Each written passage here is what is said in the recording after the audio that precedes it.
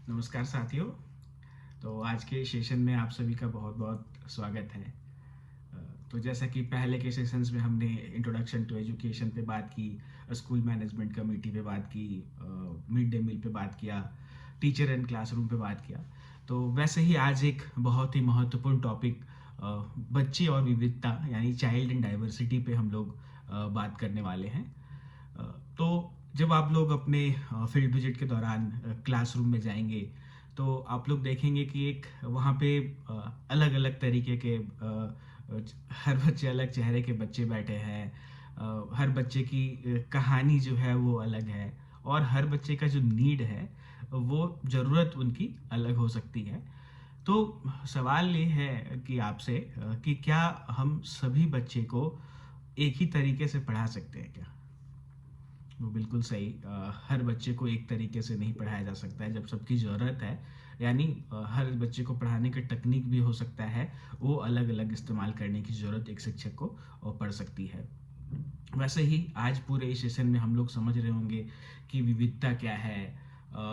एक शिक्षक किस रूप में इसे संभालता है, किस किस प्रकार की विविधता होती है। फिर एनईपी 2020 जो है वो इसके ऊपर क्या कहता है। तो आइए हम लोग आगे बढ़ते हैं और समझते हैं कि चाइल्ड एंड डाइवर्सिटी को हम लोग पूरे डिटेल में समझते हैं और इस सेशन की शुरुआत करते हैं। तो सबसे पहले ये समझना बहुत ज़रूरी है कि विविधता का मतलब क्या होता है। तो विविधता का सीधा अर्थ है अलग अलग होना, यानी भिन्न होना। तो जब थोड़ा सोच सकते हैं हम कि इस दुनिया में मतलब कोई भी दो इंसान जो है वो एक प्रकार का नहीं है। सब एक दूसरे से अलग है। भले ही जो जुड़वा बच्चे हो सकते हैं तो वो भी कंप्लीटली एक जैसे नहीं होते हैं। उनके भी सोचने समझने की क्षमता जो है या चीज़ों को देखने के क्षमता जो है वो बिल्कुल अलग हो सकता है। वैसे ही जब हम लोग एक क्लासरूम में के कंटेस्ट में देखते हैं, तो एक क्लासरूम में हो सकता है 30 से 40 बच्चे हो, यानी 30 से 40 अलग अलग दुनिया, अलग अलग प्रकार के बच्चे जो है वहाँ पे बैठे हो सकते हैं। तो आप सोचिए क्या इन बच्चों को पढ़ाना एक ही तरीके से क्या पढ़ाया जा सकता है? अ, तो हम लोग थोड़ा सोचते हैं कि एक क्लासरूम में कुछ बच्चे ऐसे हो सकते हैं जो मैथ्स बहुत तेजी में सीखते हैं, लेकिन उनके लिए भाषा इंग्लिश या हिंदी जो है वो समझना जो है वो कठिन हो सकता है। कुछ बच्चे ऐसे हो सकते हैं जो कि बहुत ही पढ़ने में कमज़ोर हों, लेकिन वो ड्राइंग काफ़ी अच्छा बनाते हो। कुछ बच्चे ऐसे हो सकते हैं कि क्लास में चुपचाप हैं, तो उसके पीछे कुछ कारण हो सकता है कि हो सकता है वो जो क्लास में यूज़ किया जाने वाला भाषा है, शायद वो उससे जुड़ाव नहीं महसूस कर पा रहे हों, इसके कारण वो चुप रह रहे हों। या कोई बच्चा ऐसा हो सकता है कि जो बार बार अपने सीट से उठे क्लास में मूव कर रहा हो। तो इसका कारण हो सकता है कि वो बच्चा शायद कंसंट्रेशन नहीं बना पाता है, जिसके कारण उसे क्लासरूम में दिक्कत हो रही होती है। तो अब एक सवाल ये है कि क्या ये सभी बच्चे जिनके कैटेगरी के बारे में हम बात कर रहे थे, तो क्या ये प्रॉब्लम है, एक समस्या है? तो बिल्कुल नहीं। ये समस्या नहीं है, सब बच्चे अलग हैं। ये डाइवर्सिटी है क्लासरूम में, तो ये समस्या नहीं है। इसको समस्या के तरीके से नहीं देखा जाए। हाँ, तो अब हम लोग समझते हैं कि किस प्रकार की या कितने प्रकार की विविधताएं होती है। तो सबसे पहला होता है संख्या विविधता, कॉग्निटिव डाइवर्सिटी। इसमें ये सबसे मतलब कॉमन जो है डाइवर्सिटी का कैटेगरी, उसमें सबसे कॉमन है कॉग्निटिव डाइवर्सिटी। इसका मतलब होता है कि हर बच्चे की सीखने की क्षमता, समझने की और सोचने की क्षमता जो है वो अलग अलग होती है। कुछ बच्चे जैसे जल्दी सीख जाते हैं, कुछ थोड़ा समय लेते हैं। कुछ बच्चे शायद सुनकर सीखते हैं। हाँ, कुछ बच्चे शायद एक्टिविटी करके जो है उसमें पार्टिसिपेट करके तब वो सीख पाते हैं। हम्म, वैसे ही एक साइकोलॉजिस्ट हैं जिन्होंने मल्टीपल इंटेलिजेंस थ्योरी दिया है, उनका नाम है हावर्ड गार्डनर। और वो बताते हैं कि इंटेलिजेंस जो है वो 8 प्रकार की होती है। हम्म, तो पहला है लिंग्विस्टिक इंटेलिजेंस, गणितज्ञ बुद्धि। दूसरा है लॉजिस्टिक मैथमेटिकल इंटेलिजेंस, फिर आता है स्पेशियल इंटेलिजेंस, उसके बाद है म्यूजिकल इंटेलिजेंस, संगीत संगीतात्मक बुद्धि, फिर है बॉडीली कैनिस्थेटिक इंटेलिजेंस, उसके बाद है इंटरपर्सनल इंटेलिजेंस, इंट्रापर्सनल इंटेलिजेंस, और आता है न्यूरोस्टैटिक इंटेलिजेंस। तो ये 8 कैटेगरी हैं इंटेलिजेंस की। तो अब जब हम क्लासरूम में जा रहे हैं तो हमें ये याद रखना होगा कि हमें इनमें से किसी भी प्रकार के इंटेलिजेंस वाले बच्चे जो हैं वो उस क्लासरूम में मिल सकते हैं। तो अब इसमें हम लोग विस्तार से आगे चर्चा कर रहे होंगे कि अलग अलग इंटेलिजेंस के बच्चे जब मिलते हैं तो उनके साथ हम कैसे एक्टिविटी कर सकते हैं कि उनको क्लास में जोड़ी जा सके। तो सेकेंड डाइवर्सिटी जो है वो है सांस्कृतिक और भाषाई diversity, cultural and linguistic diversity. तो जैसे हम भारत में रहते हैं और भारत में ये बहुत ही स्पष्ट रूप से देखने को मिल सकती है, क्योंकि हमारे यहाँ पे 22 जो है वो आधिकारिक भाषाएं हैं और वैसे ही सैकड़ों बोलियां बोली जाती है। तो क्लासरूम में कोई भी बच्चा ऐसा हो सकता है, आपको देखने को मिल सकता है कि हो सकता है कोई बच्चा जो है वो भोजपुरी बोलता हो, कोई मैथिली बोलता हो, कोई मगही बोलता हो, कुछ बच्चे हो सकते हैं पंजाबी बोलते हैं। लेकिन क्लासरूम में जो टीचिंग हो रहा है वो इंग्लिश और हिंदी में हो रहा होता है। तो अब बच्चे जो है यहाँ पे अपने आप को डाइवर्स मानते हैं कि उनकी जो मदर टंग है वो कई शब्दों को भोजपुरी में ही समझ पाते हैं, मगही में ही समझ पाते हैं, तो वो क्लासरूम से शायद अपने आप को जोड़ नहीं पाते हैं। तो वैसे ही हर बच्चे का जो है घर में हो सकता है रिचुअल्स होते हैं, जो रीति रिवाज है वो अलग है, कोई अलग अलग फेस्टिवल मनाते हो। हाँ, तो वैसे ही एक कक्षा में शिक्षक जो है इन विविधताओं को जो है वो प्रॉब्लम के रूप में कोई देख सकता है। तो इसको प्रॉब्लम के रूप में नहीं देखना है, बल्कि इसको हम एक पॉजिटिवली देखें, एक संपत्ति के रूप में देखें कि कैसे इन अलग अलग विविधताओं से, अलग अलग रिचुअल लैंग्वेज से हम हर बच्चों को कनेक्ट करके बता सकते हैं। इसका एग्जाम्पल हम एक लेते हैं कि एक स्कूल है बॉम्बे में, वहाँ पे जितने भी बच्चे पढ़ते हैं तो वहाँ पे होता है कि एक अगर 30 बच्चे हैं क्लासरूम में या 22 बच्चे हैं, 25 बच्चे हैं, तो हर दिन एक बच्चे के घर से लंच बॉक्स आएगा सभी बच्चों के लिए। यानी एक बच्चे का शायद टर्न एक महीने में आएगा, दूसरे बच्चे का दूसरा दिन होगा, फिर उसका एक महीने के बाद टर्न आएगा। और उनका एक मेन्यू है कि वो दाल चावल सब्जी भुजिया रोटी ये लेकर के आएंगे। अब क्या है कि बच्चे खाना तो एक ही खा रहे हैं हर रोज़, लेकिन कुछ बच्चे हो सकते हैं साउथ से आते हैं, कुछ गुजराती बच्चे हो सकते हैं, कुछ नॉर्थ इंडिया के हो सकते हैं, कुछ महाराष्ट्रियन बच्चे होंगे। तो उन्हें एक ही प्रकार का खाना मिल रहा है, लेकिन वो बहुत डाइवर्स है। हर किसी का टेस्ट जो है, बनाने का तरीका जो है वो अलग है। अब इससे सभी बच्चे जो है वो अलग अलग संस्कृति को या हर जगह के खाने के स्वाद को वो समझ बना रहे होते होंगे। वैसे ही तीसरा डाइवर्सिटी है सोशियो इकोनॉमिक डाइवर्सिटी, जिसे सामाजिक आर्थिक विविधता कहते हैं। तो कुछ बच्चे क्लासरूम में ऐसे घर से आते हैं जिनके माता पिता पढ़े हैं, हो सकता है वो मोबाइल से पढ़ रहे हों घर पे, तो उनकी समझने की क्षमता अलग हो सकती है। कुछ बच्चे ऐसे होते हैं जिनके माता पिता पढ़े नहीं हो, उन्हें घर पे गाइडेंस जो है वो नहीं मिल पा रहा है, उनके पेरेंट्स काम करते हैं, माता पिता मजदूरी करते हैं। कुछ बच्चों को हो सकता है कि घर पे उन्हें काम में हाथ बटाना पड़ता होगा, या घर के दुकान में वो अपना समय देते होंगे। तो उन दोनों के बीच में जो समझने का जो क्षमता है वो हो सकता है कि वो अलग हो सकता है। तो ऐसे बच्चे जिनके पास संसाधन नहीं है, टीचर को हो सकता है उन्हें अतिरिक्त समय देना पड़े, थोड़ा ज़्यादा हेल्प करना पड़े, उनसे मिल के काम करना पड़े।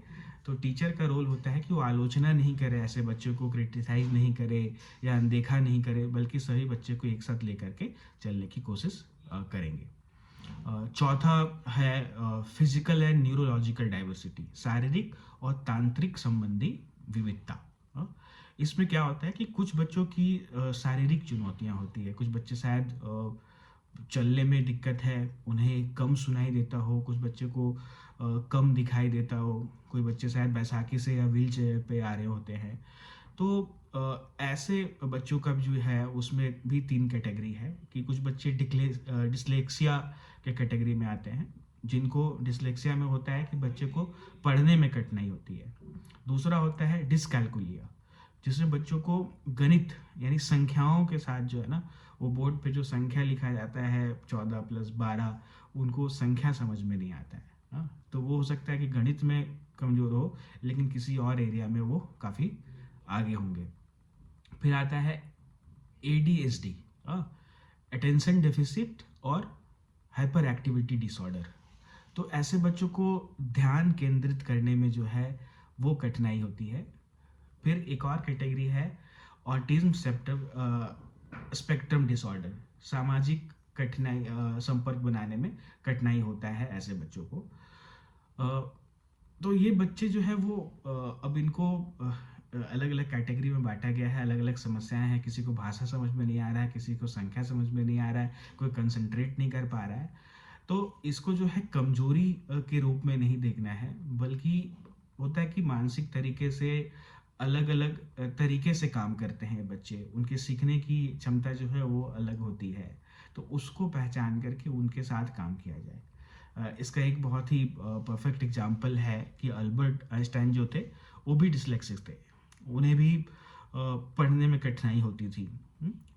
लेकिन अब देखिए कि एक बहुत ही मतलब सबसे वेल नोन दुनिया के सबसे बड़े वैज्ञानिक के रूप में जो है अल्बर्ट आइंस्टाइन बन के आए और सब लोग उनको पहचानते हैं।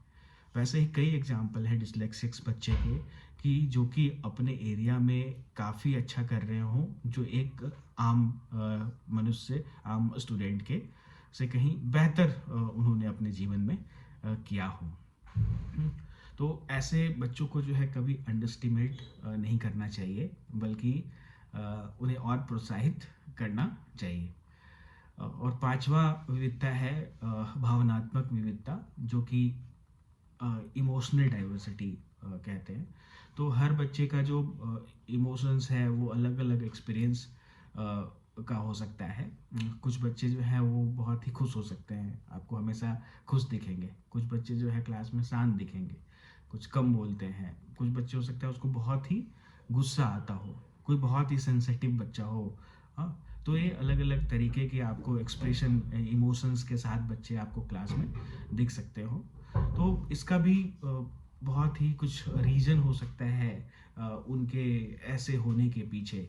हो सकता है कि उनके घर पे उनको वैसा केयर नहीं मिल रहा हो सकता है कि घर में हिंसा देखे हो, कि उनके घर में माता पिता के बीच में लड़ाई हो रहा हो, या समाज में उनके घर के आसपास में वो हिंसा को देखे हो।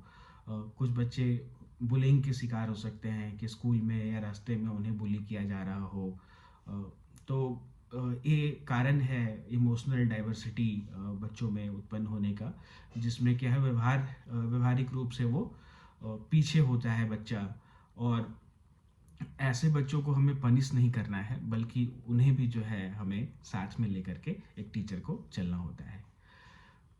अब हम लोग थोड़ी इंक्लूसिव एजुकेशन पे भी चर्चा करेंगे जब डाइवर्सिटी की बात कर रहे हैं, क्योंकि इनको जोड़ना, इनके हिसाब से एक समावेशी वातावरण बनाना जो है वो बहुत ही ज़रूरी होता है।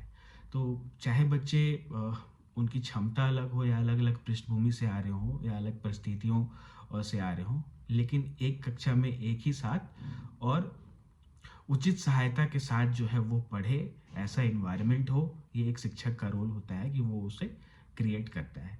तो इसके लिए क्या हो सकता है कि जिनकी विशेष आवश्यकता वाले बच्चे जो हैं उनको वैसे स्कूल में भेजा जा सके जहाँ पे उनके लिए सेफ इन्वायरमेंट हो, उनको देख करके इंफ्रास्ट्रक्चर डेवलप किया जा सके, और उन्हें नॉर्मल बच्चों से अलग रखा जाता है, क्योंकि अब वहाँ पे वो फैसिलिटी शायद नहीं हो, लेकिन वैसा विद्यालय जहाँ पे इंक्लूसिव एजुकेशन को ध्यान में रख कर के बनाया हो, तो वहाँ पे उन बच्चों पे बेहतर तरीके से काम की जा सकती है। लेकिन अब ये सोच बदल रही है, और हम मानते हैं कि बच्चे को जो है नॉर्मल कक्षा में जो है वो रख के पढ़ने का, वहाँ पे रख करके पढ़ने का अधिकार हो। तो जहाँ पे मैं इंक्लूसिव स्कूल्स की बात कर रहा था, वैसे ही फैसिलिटीज़ हैं, लेकिन एनईपी ये कहता है कि अब बच्चों को जो है सामान्य बच्चों के साथ रख करके पढ़ाया जा सके। तो इसमें क्या क्या मेन वैल्यूज़ हैं जिस पे ध्यान देने की ज़रूरत है। तो एक होता है कि प्रेजेंस, हाँ, सभी सबसे पहले कक्षा में मौजूद जो है उन बच्चों का प्रेजेंस जो है वो होना बहुत ज़रूरी है। अगर वैसे बच्चे स्कूल नहीं आ रहे हैं तो शिक्षा कैसी होगी ये सोचना जो है वो बहुत ज़रूरी है। पार्टिसिपेशंस बच्चों का जो है वो बहुत ज़रूरी है कि बच्चे जब आ रहे हैं, थोड़े अलग डाइवर्सिटी के बच्चे जब क्लासरूम में आ रहे हैं तो बैठे रहना सिर्फ उनका काफ़ी नहीं है, बल्कि उनको सक्रिय बनाना, गतिविधियों में इन्वॉल्व करना बहुत ज़रूरी है। एक्सेप्टेंस होना उन बच्चों का जो है वो बाकी सभी के द्वारा जो है वो होना बहुत ज़रूरी है। और उनकी जो अचीवमेंट्स हैं, हाँ, उनको रिकॉग्नाइज करना जो है ये बहुत ज़रूरी होता है। तो ऐसा इंक्लूसिव एजुकेशन का वातावरण जो है स्कूल में डेवलप हो, ये भी करना बहुत ज़रूरी है। ये एनईपी 2020 जो है वो इस पे बहुत ही फोकस करती है। अब हम लोग समझते हैं साथियों कि राष्ट्रीय शिक्षा नीति जिसकी हम बात कर रहे हैं कि एनईपी 2020 जो है वो विविधता, डाइवर्सिटी और उसको इंक्लूसिव कैसे हो इसके बारे में क्या बात करती है। तो एनईपी 2020 जो है वो भारतीय शिक्षा का एक बहुत ही बड़ा बदलाव है जिसको हम लोग समझ रहे थे और हमने सेशन भी इसी से शुरू किया था। तो ये स्पष्ट रूप से कहता है कि कोई भी बच्चा जो है वो पीछे नहीं छूटना चाहिए, है ना। No child should be left behind, बल्कि सभी बच्चे को साथ लेकर के चलने की बात करती है नई शिक्षा नीति। तो अब इसमें समावेशी शिक्षा के संबंध में क्या क्या प्रावधान है नई शिक्षा नीति 2020 में, हम लोग इसको भी यहाँ पे समझते हैं कि नई शिक्षा नीति कहता है कि हर विद्यालय में जो है स्पेशल एजुकेटर का होना जरूरी है, काउंसलर हो उनका होना जो है विद्यालय में ज़रूरी हो। दूसरा बात कहता है एनईपी 2020 की हमारा क्लासरूम या विद्यालय जो हो वो बहुभाषी हो। हाँ, वहाँ पे बच्चों को मातृभाषा में, उनका जो मदर टंग है उसमें या स्थानीय भाषा में जो है उनको पढ़ाया जाए। क्योंकि वही जो हम लोग बात करते शुरू में कि अगर क्लासरूम में हिंदी में पढ़ा रहे हैं, इंग्लिश में पढ़ा रहे हैं, लेकिन मदर टंग उनका अलग है तो बच्चे कनेक्ट नहीं कर पाते हैं। तो जब बच्चा घर में भोजपुरी बोल रहा हो या मगही बोल रहा है, अब स्कूल में अचानक उनको इंग्लिश में सबको सुनने को मिल रहा है या हिंदी में मिल रहा है, तो उनको वो कनेक्शन बनाना जो है उनके लिए काफ़ी मुश्किल होती है। इसीलिए बहुभाषी या मदर टंग पे फोकस करने की बात की गई है। उसके बाद कहते हैं मूल्यांकन जो हो वो लचीला हो। हाँ, बच्चों को उसका स्ट्रेस ना हो कि एग्ज़ाम हो, बल्कि बच्चे रुचि लें मूल्यांकन में और रटने से जो है उसको शिफ्ट करके समझने की और जो है हम असेसमेंट को लेकर के जाएं। फिर इसी में चौथा पॉइंट है कि CWSN, child with special need, इसके मतलब को समझना है और इनके लिए विशेष प्रावधान हो कि बच्चे के लिए जिनको स्पेशल नीड की ज़रूरत हो वो मुहैया कराया जाए। चाहे वो रैंप हो कि उनको सीढ़ी चढ़ने में दिक्कत हो, या वो व्हील चेयर से आ रहे हैं तो रैंप की व्यवस्था हो, उनके अनुकूल शौचालय हो विद्यालय में, जिसको वो इजीली यूज़ कर पाए। उसके बाद आता है जेंडर समावेश की बात की जाती है कि लड़के और लड़कियां जो है इसके बीच में भेदभाव नहीं किया जाए। अगर ट्रांसजेंडर समुदाय से भी बच्चे आ रहे हैं तो भी उनको जो है समान अवसर मिले क्लासरूम में, कोई भेदभाव ना हो। तो ये सोच जो है वो बच्चों में विकसित की जाए। और उससे पहले टीचर के लिए ज़रूरी है कि टीचर इन भेदभाव को ना माने और सबको समान रूप से लेकर के चलने की कोशिश उन्हें करनी है। ठीक है, अब हम लोग ये समझते हैं कि ये जो एनईपी जिसकी हम लोग बात कर रहे थे, तो चर्चा तो हम लोग डे 1 से और हर क्लास में हर टॉपिक को हम लोगों ने नई शिक्षा नीति से जोड़ते हुए देखा है। तो अब एक टीचर का काम है कि वो कैसे इसको ज़मीनी स्तर पे लेकर के जाता है, कैसे सभी चीज़ों को सही तरीके से इम्प्लीमेंट हो ये सुनिश्चित करता है। ठीक है, तो अब थ्योरेटिकली सभी चीज़ों पे बात कर ली। अब हम लोग समझते हैं कि जब आप फील्ड विजिट पे जाएंगे अपनी इंटर्नशिप पे, तो क्या क्या रणनीतियों के साथ आप वहाँ पे जा सकते हैं, ताकि इस डाइवर्सिटी को समझने में और उस पे अगर आपका कोई योगदान दे रहे हैं, अगर आप इन्वॉल्व हो रहे हैं, तो किस प्रकार से आप वहाँ पे हो सकते हैं। तो सबसे पहली रणनीति होगी आपकी कि आप जो है पहले समझें, हाँ, और फिर कोई एक्टिविटी करें, फिर पढ़ाएं। जब आप क्लासरूम में जा रहे हैं तो पहले आपको ऑब्जर्व करना है। मान लीजिए एक क्लास या 2 सेशन आप टीचर के साथ ऑब्जर्व कर सकते हैं। आज आप ये समझ सकते हैं कि बच्चे किस प्रकार से क्लास में बैठे हैं, कौन बच्चा जो है वो बार बार पीछे ही बैठ रहा है या चुप रहता है, क्लास में पार्टिसिपेट नहीं कर रहा हो। हम्म, जो कि कोई टास्क दिया जा रहा हो, कौन सा बच्चा जल्दी उसको ख़त्म कर लेता है और किस बच्चों को अधिक टाइम लग रहा है, हाँ। तो ये सारे की पॉइंट जो है वो ऑब्जर्व करना बहुत ज़रूरी है। क्या हर बच्चे एक ही तरीके से बिहेव कर रहे हैं, या हर किसी के बच्चे का बिहेवियर जो है वो अलग है। तो ये सारी चीज़ें जो हैं आपके लिए समझना जो है वो बहुत ज़रूरी है। और किसी बच्चे को हमें लेबल नहीं करना है कि ये डल है, या ये लेज़ी है, ये कमज़ोर है। तो हम किसी को इस प्रकार से लेबलिंग नहीं करेंगे, बल्कि हम खुले विचार से जो है बच्चों के साथ काम कर रहे होंगे। और क्योंकि अगर जब लेबल कर देते हैं ना, तो हमारी अपेक्षाएं उसी टाइप से हो जाती है। किसको नहीं आता है तो शायद नहीं कर पाएगा, हाँ। तो हमें लेबल नहीं करना है, बल्कि हर बच्चों को कैसे हम सपोर्ट कर पाए, इस पे हमें ध्यान देना है। दूसरा हो सकता है आपका कि डिफरेंशिएटेड इंस्ट्रक्शन की ज़रूरत है, यानी विभेदित शिक्षण की पद्धति जो है उसको हम अपना सकते हैं। तो इसका मतलब क्या होता है कि एक ही विषय को विभेदित शिक्षण का अर्थ होता है कि एक ही सब्जेक्ट को या एक ही टॉपिक को जो है हम अलग अलग तरीके से पढ़ा रहे हैं। अगर हम गणित पढ़ा रहे हैं तो हो सकता है जोड़ को पढ़ाने के लिए हम अलग अलग एक्टिविटी या अलग अलग तरीके से हम उनको बता सकते हैं। हम कोई और टॉपिक पढ़ा रहे हो, जैसे फोटोसिंथेसिस अगर हम पढ़ा रहे हैं, तो उसको पढ़ाने के लिए हम 2-3 तरीके जो है वो हम यूज़ कर सकते हैं। सिर्फ हम मौखिक रूप से ना पढ़ाएं, हम डायग्राम के माध्यम से, चित्र बना करके, टीएलएम के माध्यम से, एक्टिविटी के माध्यम से, अगर मोबाइल है, अगर किसी विद्यालय में टीवी है, तो हम वीडियो दिखा करके उनको बता सकते हैं, एक्टिविटी के माध्यम से पढ़ा सकते हैं। तो ये अलग अलग तरीके जो हैं उसको इन्वॉल्व करके जो है हम वहाँ पे एक्टिविटी या टीचिंग क्लासरूम में कर सकते हैं। ठीक है। अब तीसरा आता है कि लचीला बैठक व्यवस्था, फ्लेक्सिबल सिटिंग अरेंजमेंट। तो क्लासरूम में अमूमन एक ही तरीके से बच्चे बैठते हैं, एक लाइन बना करके उसके पीछे उसके पीछे उसके पीछे बच्चे बैठते हैं। तो हम अलग अलग तरीके के सीटिंग अरेंजमेंट को इन्वॉल्व कर सकते हैं। कभी हो सकता है हम अलग अलग ग्रुप बना के बैठा लिए, पूरे क्लास को सर्कल फॉर्म में हम बैठा सकते हैं, ताकि हर बच्चे एक दूसरे को देख पा रहे हों। तो ये अलग अलग सीटिंग अरेंजमेंट है। हम ग्रुप में, पेयर में 2 बच्चों को 4 बच्चे का पेयर बना दिए, इस तरीके से बैठा सकते हैं। तो ये भी जो है बच्चों को एक दूसरे से इंगेज होने में, इंटरेक्ट करने में, ये सीटिंग अरेंजमेंट भी बहुत ही अहम भूमिका एक क्लासरूम में निभाती है।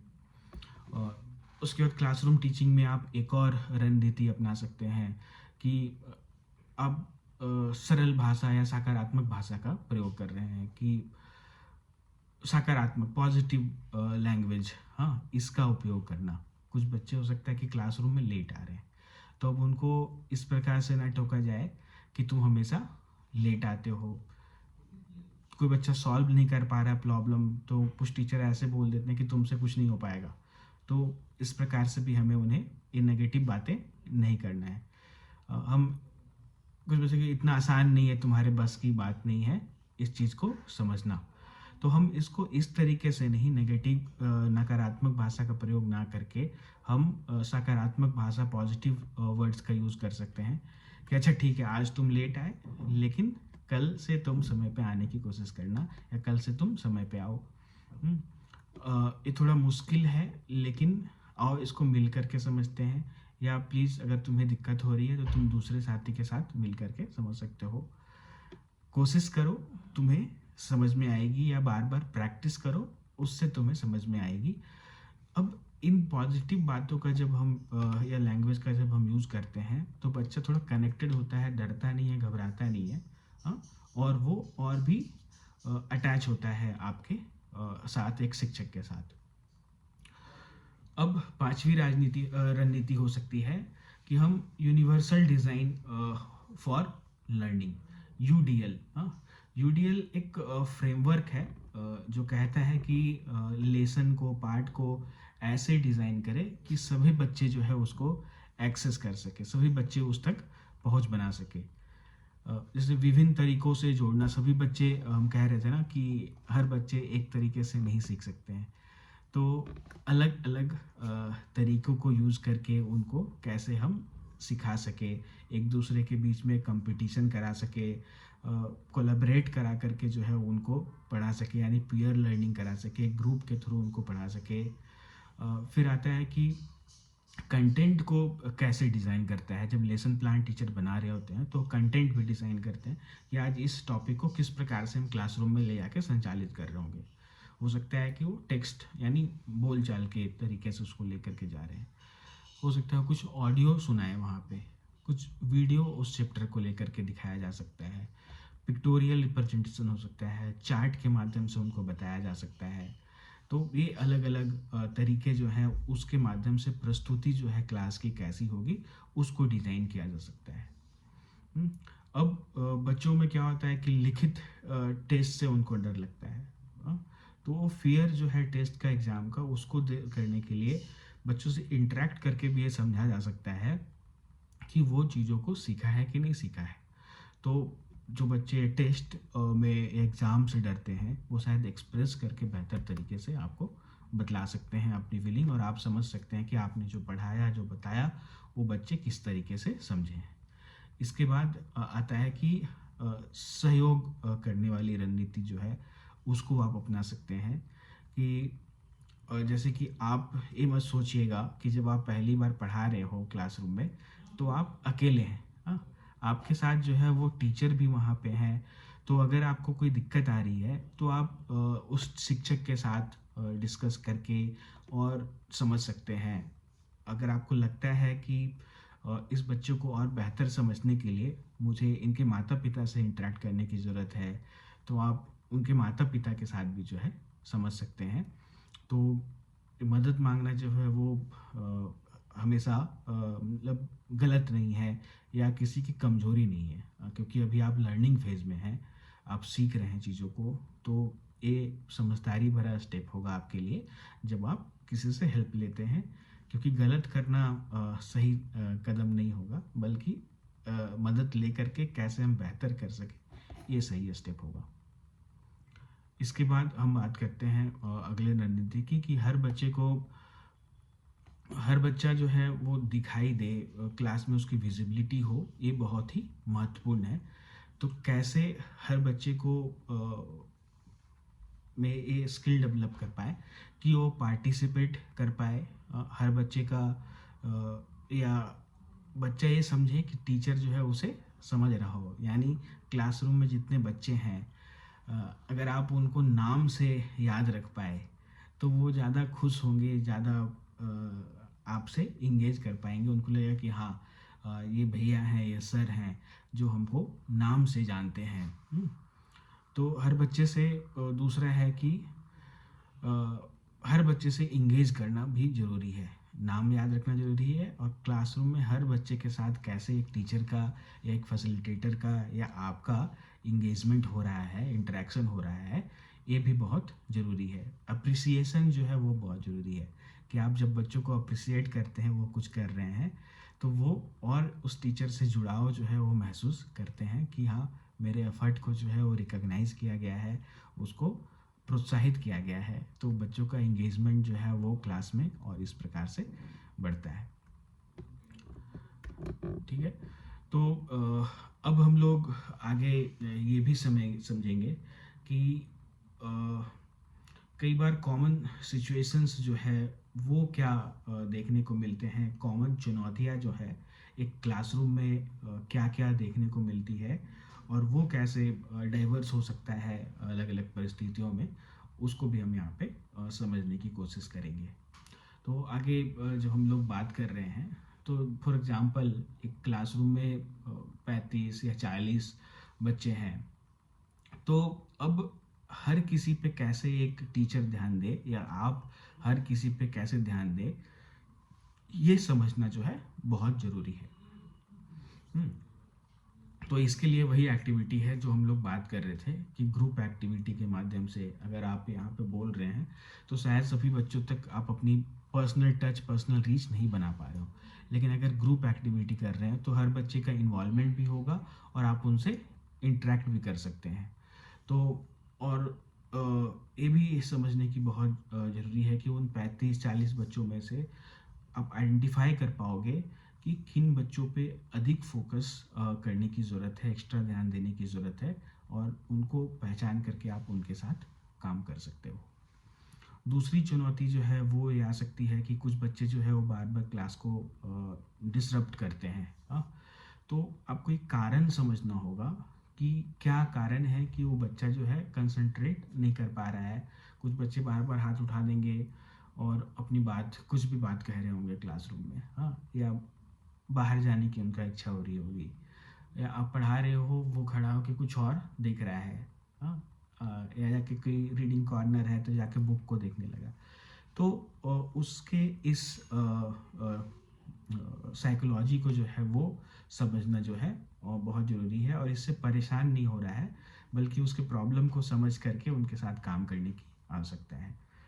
हम्म, एक और जो चुनौती जो है, आप टीचर से जब इंटरेक्ट करोगे तो आपको ये समझ में आएगा, टीचर कहेंगे कि इस बच्चे के पिताजी है जो है या पेरेंट जो है वो कोऑपरेट नहीं करते हैं, उनको कुछ भी कहो तो वो ध्यान नहीं देते हैं। तो अब इस ब्लेम को जो है वो ना किया जाए। पेरेंट्स का अलग अलग मजबूरी हो सकता है।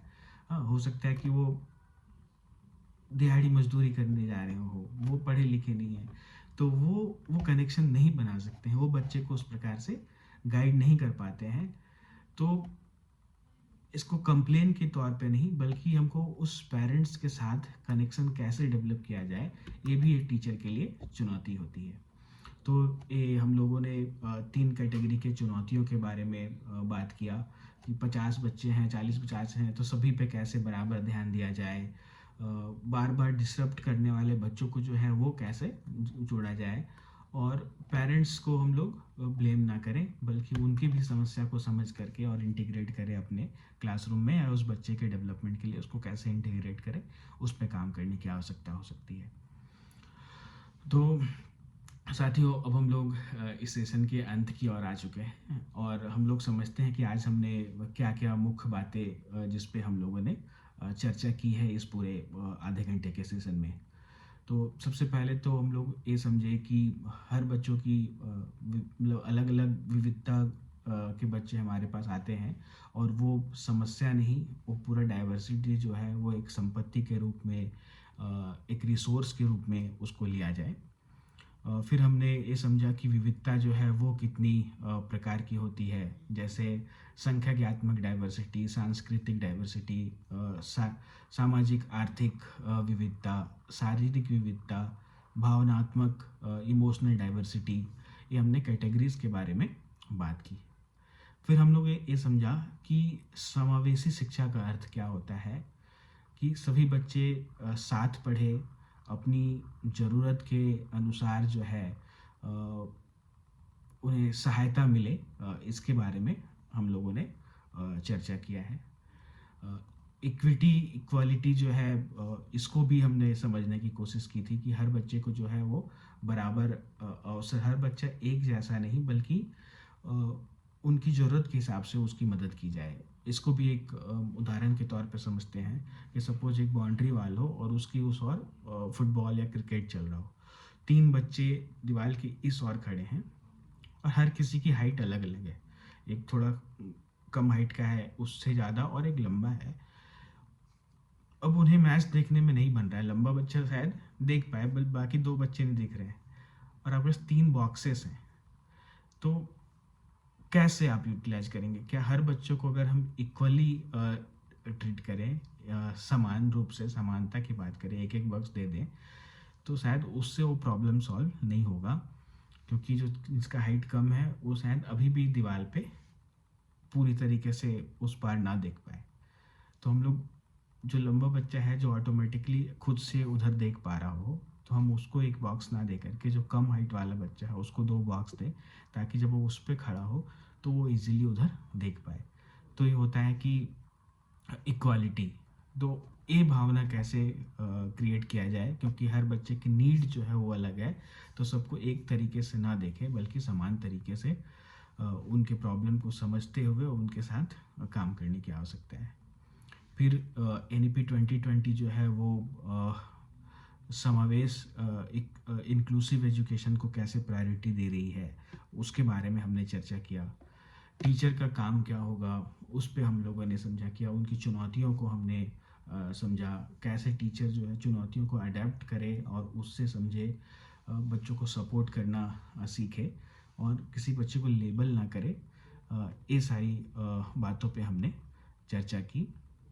अब जब आप फील्ड में जा रहे हैं, अपने इंटर्नशिप में फील्ड विजिट पे जा रहे हैं, तो आखिरी 2 मिनट हम इस पे चर्चा कर लेते हैं कि किन बातों पे जो है आप वहाँ पे ध्यान दे रहे होंगे। तो पहला सवाल, आप ये मन में जो है ये जाने से पहले आपको रिफ्लेक्ट करना है। ये सवाल आपको खुद से पूछना है, ताकि आपके पास उसका जवाब हो और आप एक पॉजिटिव माइंडसेट के साथ आप विद्यालय में अपने फील्ड विजिट के लिए जाएंगे। तो सबसे पहला ये सवाल है आपके लिए, इसको नोट भी कर लें आप, कि मुझे बच्चों के बारे में कौन सी पुरानी सोच बदलनी होगी। हो सकता है कि आपके दिमाग में कोई एक थॉट जो है वो विचार आपके मन में है, आपने एक लेबल कर लिया है। तो क्या है जिसको आपको बदल करके आपको विद्यालय में जाना हो इस सेशन के आधार पे। तो मुझे बच्चों के बारे में कौन सी पुरानी सोच बदलनी होगी। दूसरा सवाल है कि मैं अपनी इंटर्नशिप पे हर बच्चे को सीन कैसे फील कराएं। जो हम लोग बात कर रहे थे कि हर बच्चे को ये महसूस कराएं कि वो भी प्रेजेंट है इस क्लासरूम में, उसकी एफर्ट को रिकग्नाइज करें। तो हर बच्चे को वैल्यू यानी सीन कैसे महसूस कराएं, इसके लिए आप क्या कर रहे होंगे। उसके बाद तीसरा सवाल है कि एक समावेशी प्रैक्टिस जो मैं ज़रूर ट्राई करूँगी, एक इंक्लूसिव प्रैक्टिस जो होगा, जिसको आप ज़रूर विद्यालय में एक्टिविटीज़ के लिए आप प्रैक्टिस कर रहे होंगे, वो क्या होगी। हाँ, तो ये सवाल जो है वो आज के सेशन के बाद खुद से सेल्फ रिफ्लेक्ट करने के लिए है। तो इस पे आप बिल्कुल सोचें और इन सवालों के जवाब जो है आप सिर्फ सोच लिख भी सकते हैं, लिख के भी आप उसको प्रस्तुत कर सकते हैं। तो ये बहुत ही महत्वपूर्ण है इन सवालों पे रिफ्लेक्ट करने के लिए। ये आपको और भी बेहतर तैयार करेगा विद्यालय में फील्ड एक्टिविटी को समझने में, वहाँ पे अपनी एक्टिविटीज़ प्लान करके कंडक्ट करने में। तो धन्यवाद आप सभी का। हम लोग फिर से अगले सेशन में मिलेंगे, जहाँ पे हम लोग नए टॉपिक के ऊपर चर्चा कर रहे होंगे। तो अब अभी तक आप 3 या 4 अपना फील्ड विजिट कर चुके हैं, आप स्कूल्स तक गए हैं, आप चीज़ों को समझने की कोशिश किए हैं। अब हम लोग धीरे धीरे इस प्रोग्राम के अंत की ओर भी बढ़ रहे हैं। तो एक चीज़ इम्पॉर्टेंट है कि आप जब विजिट पे जा रहे हैं तो वहाँ पे कुछ आप परमिशन के साथ 1-2 फ़ोटो भी ले सकते हैं बच्चों के साथ या विद्यालय का, ताकि ये ज्ञात हो कि आप इस तारीख को इस विद्यालय में विजिट किए हैं। और आपके रिपोर्ट राइटिंग में भी वो फ़ोटो जो है आपको हेल्प कर सकते हैं, और ये याद के लिए भी हो सकता है कि इस विद्यालय को मैंने विजिट किया है। तो धन्यवाद, थैंक यू।